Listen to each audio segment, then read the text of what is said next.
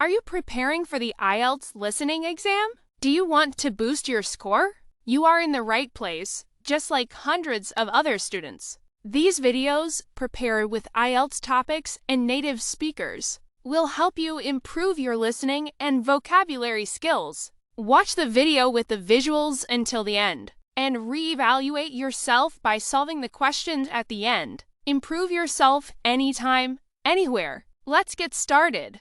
Look around you right now. You're likely staring at, or sitting near, or, well, even physically holding a material that is just so omnipresent that it's become practically invisible to you. Oh, absolutely. It's everywhere. Right. You probably interact with it dozens of times a day, but you likely haven't thought about how it actually gets made since, I don't know, a craft project in elementary school. But if you happen to be preparing for your IELTS exam, you're going to want to pay very close attention to the vocabulary in today's deep dive. Because we are unpacking the ultimate invisible technology today. Exactly. We are talking about paper. It really is a technology that just hides in plain sight. And what's endlessly fascinating here is that the story of paper isn't just about, mashing up plant fibers. No, not at all. Right. When you look closely at the history, you realize it is a story of intense geopolitics, of corporate secret stealing, brilliant scientific innovation, and, well, ultimately, the democratization of knowledge itself. Yeah, that's exactly our mission today. We want to embark on a chronological academic exploration of papermaking. Trace its evolution, right? Exactly, from ancient Egyptian riverbanks all the way to how it became the true catalyst to the modern information age. And for our language learners tuning in, definitely keep an ear out for some high-level vocabulary today. We'll be exploring how this ubiquitous material really helped to disseminate revolutionary ideas. And create a total paradigm shift in human history. It's a journey that actually requires us to completely redefine what we think paper even is, though. Wait, redefine it? How so? Well, to understand true paper, we first have to look at what humanity is doing before it existed. If we go way back, from roughly 3000 BCE to the 1st century CE, ancient civilizations relied on fundamentally different methods to record their information. Right. The most famous example, of course, being Egypt's papyrus. Exactly. Yeah. Which dates back to the dawn of the First Dynasty. And it was made from the cypress papyrus plant, right? The one that grew abundantly along the Nile River. Yeah, it did. But the actual mechanism of making it is what sets it apart from what you and I use today. Because they didn't break the plant down to a pulp at all. No, not at all. Mm-hmm. They relied purely on a physical lamination process. Right. They would take the thick, triangular stalk of the papyrus plant and just peel away the tough exterior. Inside is this soft, spongy pith. Okay. And they would slice that pith into very thin, delicate strips. Then they laid those strips side by side on a hard surface. So just laying them flat next to each other. Right. And over that, they would place a second layer of strips, but at a right angle, so crosswise. Ah, I see. When they heavily pressed it all together, the natural sap of the plant acted as a powerful binder, gluing it all into a single cohesive sheet.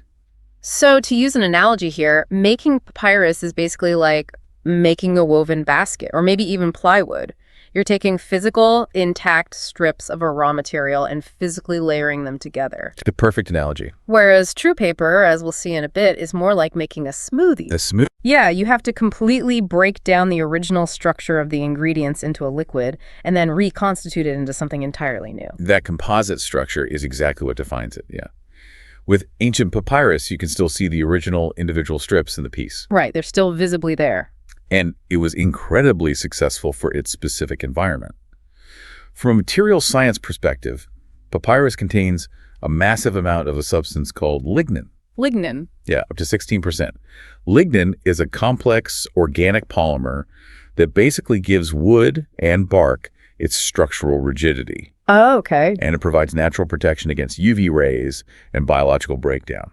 So because of that high lignin content and the bone-dry, arid climate of Egypt, papyrus could survive perfectly for thousands of years. But that success was geographically locked, wasn't it? I mean, papyrus grew in Egypt. It thrived in the dry Egyptian climate. Exactly. If you lived somewhere damp or if you didn't have a trade relationship with Egypt, well, you were out of luck. Which forced other regions to innovate their own vastly different solutions. For instance, in the 2nd century BCE, the Greek city of Pergamum developed parchment and vellum. Oh, right. But these were made from animal skins, usually sheep, cow, or calf, right? Yes. And the process was agonizing. You had to soak the skin, meticulously scrape off the hair and flesh. That sounds awful. It was. Then stretch it agonizingly tight on a wooden frame and treat it with lime to chemically stabilize it as it dried. Which sounds highly durable, but horribly labor-intensive. And extraordinarily expensive. I mean, you needed a massive flock of livestock just to source the skins for one large manuscript. Wow. So if parchment requires entire herds of sheep and papyrus is entirely locked to the geography and climate of the Nile, the ancient world desperately needed a material that was cheap, durable, and could be manufactured anywhere. Absolutely. And solving that geographic bottleneck takes us across the globe to Han Dynasty China. Right. Around 105 CE, we see a monumental paradigm shift. This is where we're introduced to a Chinese court official named Cai Lun. Cai Lun is historically credited as the genius inventor of true paper, isn't he? He is, yes. Because he introduced this revolutionary chemical and mechanical process called maceration. The smoothie method. Exactly, the smoothie method. Instead of weaving intact strips like the Egyptians, he boiled and pounded his materials into a pulp. And the raw materials he used were essentially garbage, right? We're talking about old fishing nets, hemp rags, discarded clothing, and the bark of the mulberry tree. Yes. What he achieved is actually one of the earliest examples of circular manufacturing. He took societal waste products and, through intense mechanical beating and chemical boiling, broke them down into individual microscopic cellulose fibers. Incredible. He would suspend these fibers in a vat of water, creating a cloudy slurry. Then he dipped a fine bamboo screen into the vat and pulled it up, catching a layer of fibers. But how does it stick together if he isn't using the plant sap like they did for papyrus? That is the brilliant science of maceration. As the water drains away through the bamboo screen, the plant fibers are drawn closer and closer together. At a microscopic level, cellulose fibers have oxygen and hydrogen atoms on their surfaces. When the water evaporates, those atoms naturally attract and grab onto each other. Oh, wow. It's a process called hydrogen bonding. You don't need any external glue or sap. The chemistry of the draining water literally locks the fibers together at a molecular level into a completely unified sheet. Okay, the chemistry is brilliant. But I have to push back a little on the history here. Is Cai Lun really a lone, brilliant inventor who just woke up one morning and figured out molecular hydrogen bonding? That is a vital distinction to make, actually. The academic consensus today is that archaeological evidence proves paper actually predates Cai Lun. I knew it. Yeah, archaeologists working in northwestern China have found a paper prayer fragment embedded in an adobe brick that dates all the way back to 200 BCE. Which is long before Cai Lun was even born. Exactly. What Cai Lun most likely did was perfect, systematize, and officially record the chemical and mechanical process. He transformed a crude, localized craft into a viable, large-scale industry for the Han Dynasty. Well, whoever originally sparked the idea, it changed everything. It was drastically cheaper than writing on expensive silk and vastly less bulky than carving characters into bamboo slips. Absolutely. And naturally, a technology this useful begins to travel. Right. Carried largely by Buddhist monks, like a famous monk named Damjing, the technology spread to Korea and Japan by the 6th and 7th centuries. And the innovations follow immediately. The Koreans invented the envelope. They did. And they also invented, believe it or not, the first toilet paper. That is a paradigm shift we can all appreciate. Truly. And by 770 CE, the Japanese Empress Shotoku recognized the power of this medium and ordered the first mass printing in human history. 1 million copies of a Buddhist prayer, right? Printed on individual paper sheets to commemorate the end of a rebellion. Yes. But even as it spread through East Asia, the actual recipe for papermaking remained a closely guarded secret from the rest of the world. But secrets rarely survive war. In 751 CE, we hit a massive geopolitical turning point at the Battle of Talas. Right. The expanding Abbasid Caliphate clashed fiercely with the Chinese Tang dynasty. And this is where the history reads like an espionage thriller. The legend goes that during the battle, the Arab forces captured several Chinese artisans who possessed the secret knowledge of papermaking. While modern historians debate whether it was strictly prisoners of war or just the natural flow of merchants along the Silk Road, the Battle of Talas undeniably marks the exact moment when papermaking technology violently integrated into the Islamic world. And they didn't just adopt it, they elevated it. Oh, they certainly did. Between the 8th and 12th centuries, during the Islamic Golden Age, they took this craft and forged it into a major global industry. The city of Samarkand in modern-day Uzbekistan became the absolute epicenter of this new era. They developed what became internationally famous as Samarkand paper. They primarily utilized the inner bark of the mulberry tree, but the maceration process they developed was intensely laborious. How so? It often took up to 10 days of continuous soaking, fermenting, and beating just to get the fibers perfectly broken down. Wow, 10 days. I was also reading about a specific technique they use called burnishing that completely changed the quality. Yes, the burnishing. Once a sheet of paper was dry, an artisan would take a smooth, natural stone or a shell and physically polish the surface of the paper by hand. Just rubbing it over the paper. Exactly. That physical friction created a remarkably smooth, slightly glossy finish. Think of how a modern glossy photograph feels compared to standard printer paper. That burnishing gave the paper very low absorbency. Which means when you write on it, the ink sits crisply on top of the paper, rather than bleeding and spreading into the fibers like a paper towel. Exactly. Samarkand paper was so resilient, so chemically stable and beautifully crafted, that manuscripts written on it during the 9th century can easily last over 300 years in exquisite condition. That's amazing. But they also revolutionized the mechanics of production.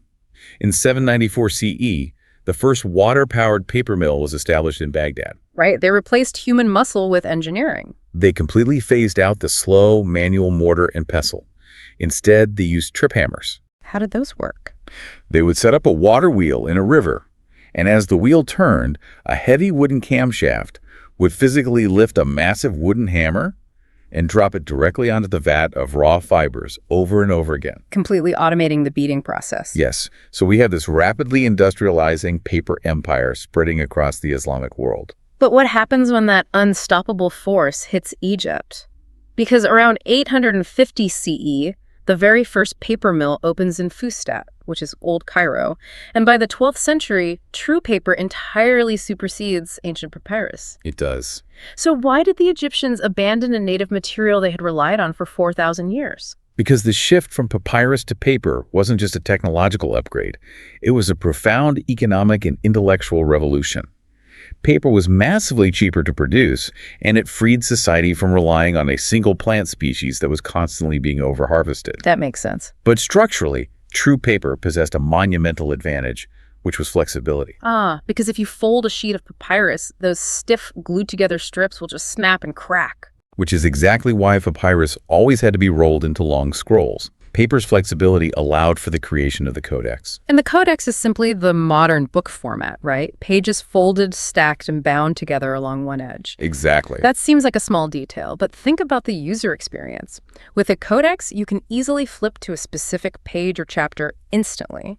With a scroll, you might have to physically unroll 30 feet of delicate papyrus just to find one sentence. It was a game changer. The codex completely revolutionized libraries, education, and the widespread integration of complex knowledge. As the cost of the material plummeted, literacy rates naturally rose, catalyzing a massive sharing of scientific, mathematical, and philosophical ideas across the Mediterranean. And as those ideas physically move westward across the Mediterranean, so does the manufacturing.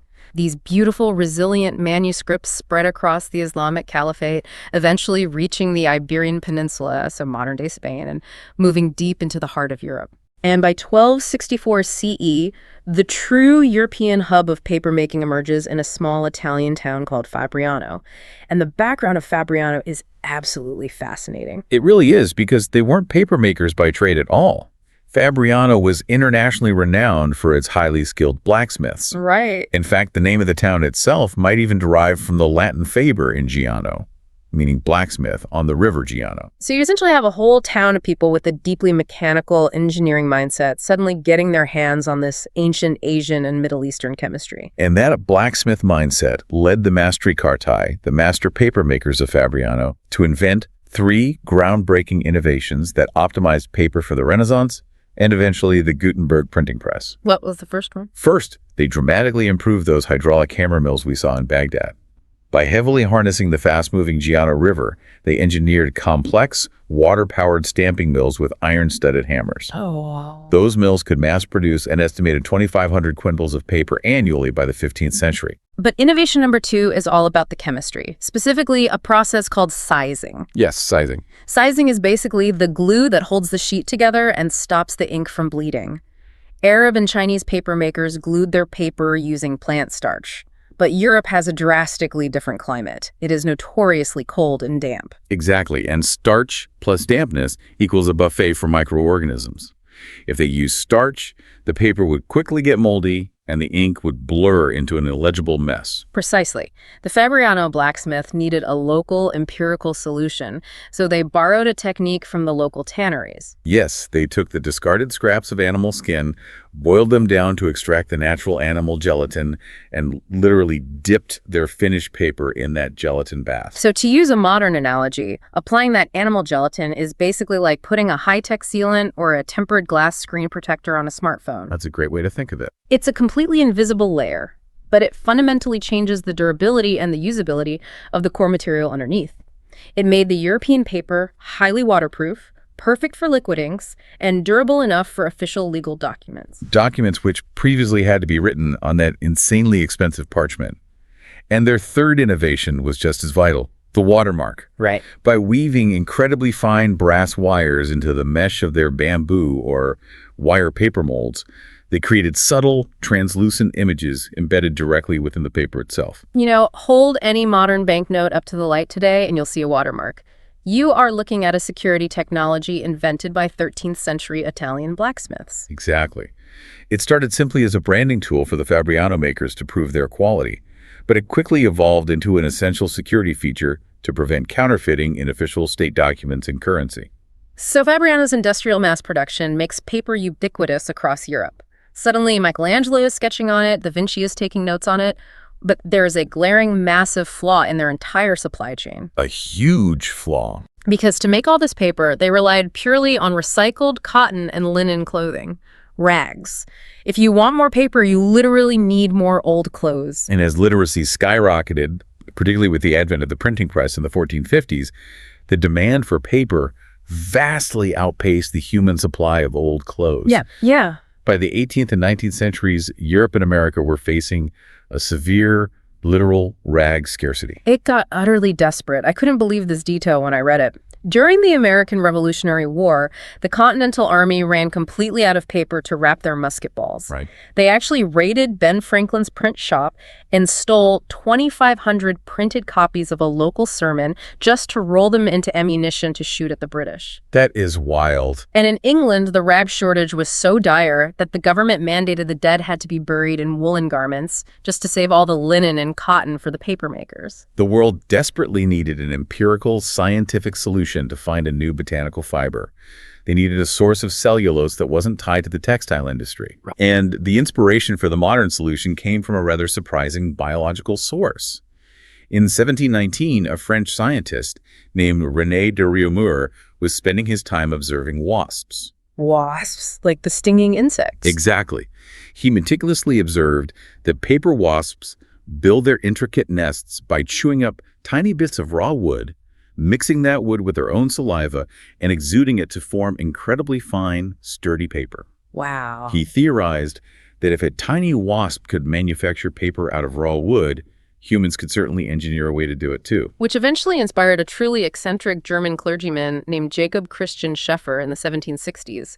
This guy goes on an absolute crusade to make paper out of anything he can find in the forest. Oh, yeah. He actually publishes 6 volumes of his research, and the physical books themselves contain sample pages made from moss, from cabbage stalks, from aloe leaves, and, yes, actual crushed-up wasps' nests. Though, ironically, the chemistry wasn't quite there yet. He still had to mix in about 20% cotton rags just to bind his weird experimental botanical fibers together. Right. It wasn't a total success yet. No. It wasn't until the 1840s that the true breakthrough happened, almost simultaneously, by Friedrich Gottlob Keller in Germany and Charles Fenerty in Canada. What did they do differently? They successfully invented industrial machines that could grind solid blocks of wood into a usable pulp.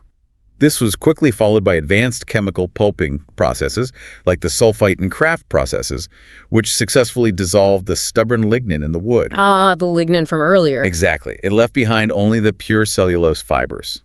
This completely redefined the modern sustainable paper industry, freeing it from the global rag trade forever. Okay, I have to jump in here and push back on the idea of sustainable or perfect progress.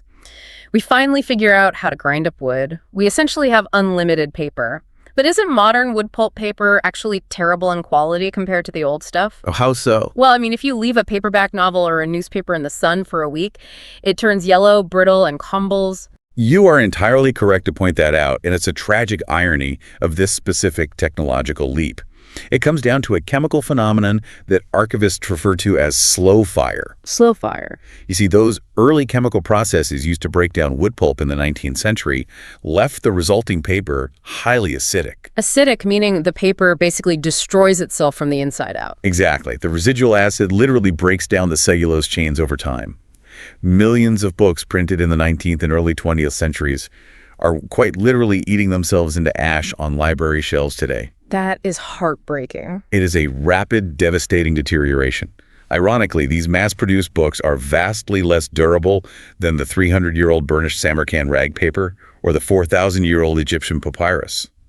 We triumphantly solved the global supply problem, but in doing so, we severely compromised the longevity of the very knowledge we were trying to print. That is wild. The cure was almost worse than the disease. Let's zoom out and summarize this incredible chronological journey we've been on. Let's do it. We started with Egyptian river reeds glued together with sap. We moved to Chinese fishing nets, pounded into a slurry to achieve hydrogen bonding. Right. We saw Islamic artisans meticulously burnishing sheets with stones to preserve the wisdom of a golden age.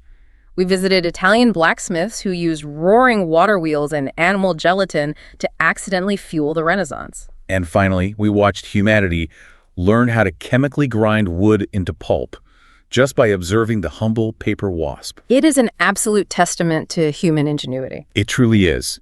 The evolution of this single material mirrors the evolution of human thought itself. And to you, our listener, especially if you are tackling the IELTS exam soon, remember these rich historical narratives, synthesizing complex chronological information and understanding causality. Like how a damp climate forces a chemical change from starch to gelatin. Exactly, or how a rag shortage leads to wasp observation. That is exactly the kind of critical thinking and high-level vocabulary application you need to excel. And as we close out this exploration, I want to leave you with a final provocative thought to mull over. Okay, let's hear it. Today, we are facing a transitional dilemma that is strikingly similar to the medieval shift from ancient papyrus to flexible paper. Only today, we are rapidly shifting from physical paper to digital storage. Right, moving everything to the cloud. Precisely. But consider this context. Ancient papyrus and medieval rag paper have successfully preserved human thought for millennia. You can still read them today. Very true. Meanwhile, 19th century wood paper turns to dust in a few generations. And modern digital formats, floppy disks from the 90s, CD-ROMs, obsolete file types, they can become entirely corrupted or physically unreadable in just a single decade. Wow, I didn't even think of that. In our desperate modern rush to digitize absolutely everything and save physical space, are we actually building the most fragile library in human history? Wow. That is a slightly terrifying but absolutely brilliant thought to end on. Thank you so much for joining us on this deep dive. Keep questioning the world around you and keep exploring the massive, complex histories hidden inside the everyday objects right on your desk. Until next time. Yes, here is a 20-question quiz about the listening text you just heard. Don't forget to check your answers at the end of the quiz.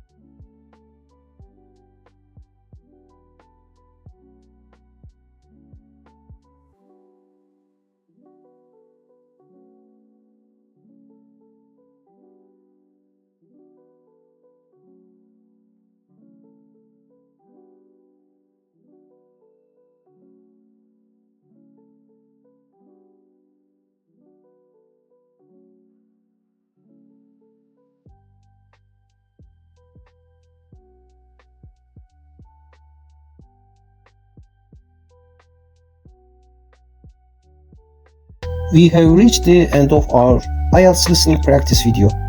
If you enjoyed the content, please like the video to show your support and share it with your friends. I look forward to hearing your ideas for new videos in the comment section. Take care. See you.